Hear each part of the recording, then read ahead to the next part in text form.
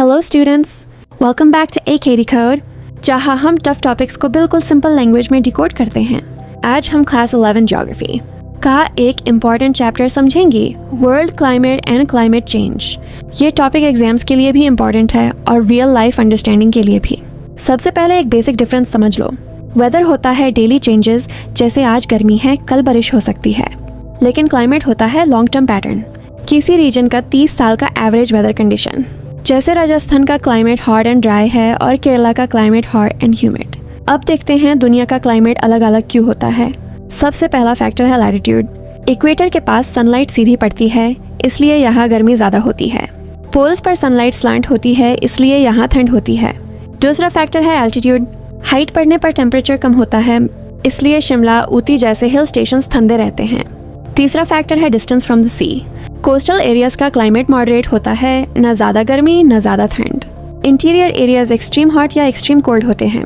चौथा फैक्टर है ocean currents. Warm current surrounding areas को वार्म बनाता है और कोल्ड करंट उन्हें ठंडा बनाता है। पांचवा फैक्टर है विंड्स। प्लैनेटरी विंड्स जैसे ट्रेड विंड्स, वेस्टर्लीज और पोलर विंड्स ग्लोबल क्लाइमेट का पैटर्न सेट करती हैं।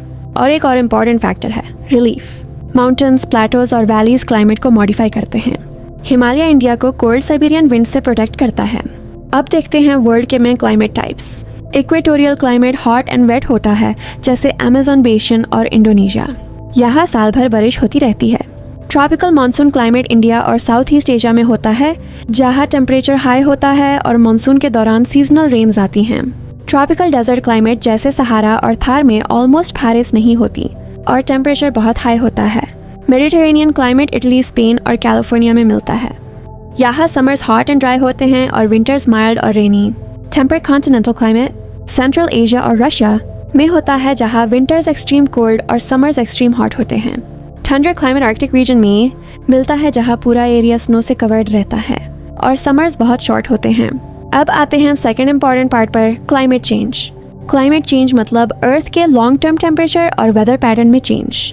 इसका सबसे बड़ा रीजन है ग्रीन हाउस गैसेस का इंक्रीज, जैसे कार्बन डाइऑक्साइड, मेथेन और नाइट्रस ऑक्साइड। ये गैसेस हीट को एटमॉस्फेयर में ट्रैप कर लेती हैं, जिसे हम ग्रीन हाउस इफेक्ट कहते हैं। इंडस्ट्रीज, व्हीकल्स, डिफॉरेस्टेशन और फॉसिल फ्यूल्स बर्निंग से इन गैसेस का लेवल बढ़ रहा है। इसकी वजह से ग्लोबल वार्मिंग हो रही है, मतलब अर्थ का एवरेज टेम्परेचर धीरे धीरे बढ़ रहा है। क्लाइमेट चेंज के मेजर इफेक्ट्स में ग्लेशियर्स का मेल्ट होना, सी लेवल का राइज होना, हीट वेव्स का बढ़ना और साइक्लोन्स, फ्लड्स और ड्राउट्स का इंक्रीज होना शामिल हैं। बायोडाइवर्सिटी लॉस हो रहा है, बहुत सारी स्पीसीज एक्सटिंक्ट हो रही हैं और कोरल रीफ्स डैमेज हो रहे हैं। क्लाइमेट चेंज को कंट्रोल करने के लिए हमें प्लांटेशन बढ़ाना होगा, रिन्यूएबल एनर्जी यूज करनी होगी, पब्लिक ट्रांसपोर्ट चूज करना होगा, वेस्ट को रिसाइकल करना होगा और फॉसिल फ्यूल्स की कंजम्पशन को कम करना होगा। साथ ही पेरिस एग्रीमेंट जैसे इंटरनेशनल एग्रीमेंट्स का फॉलो होना भी ज़रूरी है।